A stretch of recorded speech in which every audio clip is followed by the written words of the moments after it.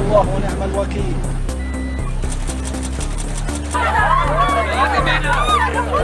The United Nations Human Rights Council passed a resolution for an inquiry into the violence in Gaza, with 24 countries supporting the resolution. India abstained. What was India's stand? Let's now try to analyze that. India was one among the 14 countries that abstained. There were 9 countries that voted against the resolution. This included countries like the United Kingdom and Germany. So what did India state while abstaining during the vote?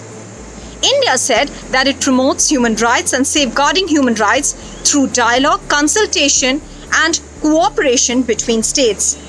India welcomed the effort made by the international community to bring about a ceasefire after the 11-day violence between the armed group in Gaza, Hamas, and Israel.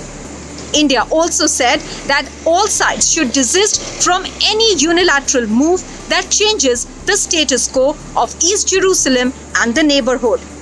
Let's now try to analyze this particular point.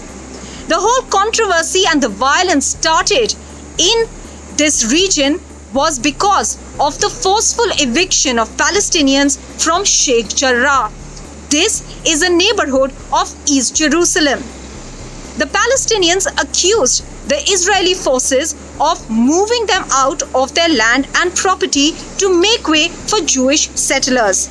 They said that they are trying to grab their property, land, and also trying to change the demographics of Sheikh Jarrah. In the 1950s, the UN had backed and funded a Jordanian project for making homes for the displaced Palestinians in Sheikh Jarrah.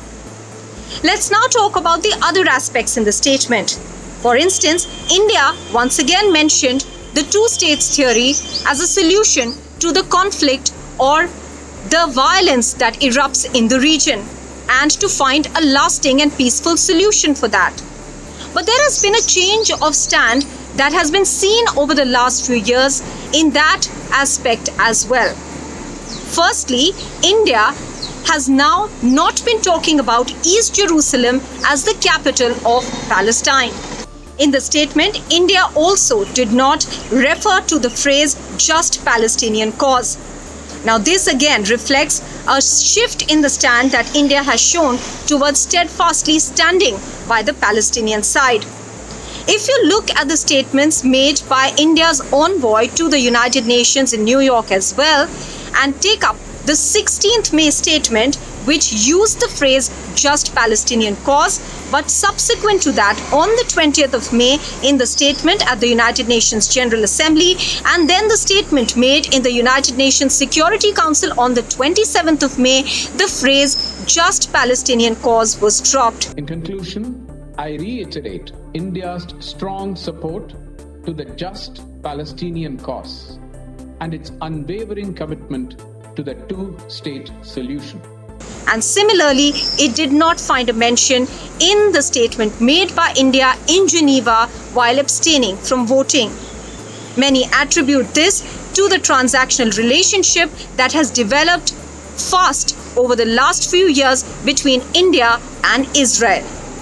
And finally, if you go by what government sources are pointing out, they stick to the fact that India's stand of abstaining from voting on the resolution in UNHRC on Gaza is in sync with India's stand in the recent past.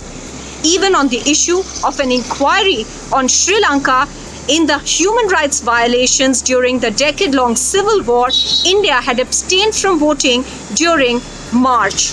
India says that whenever there is a question of an inquiry, India would much rather side with cooperation from the state to look into human rights aspects itself.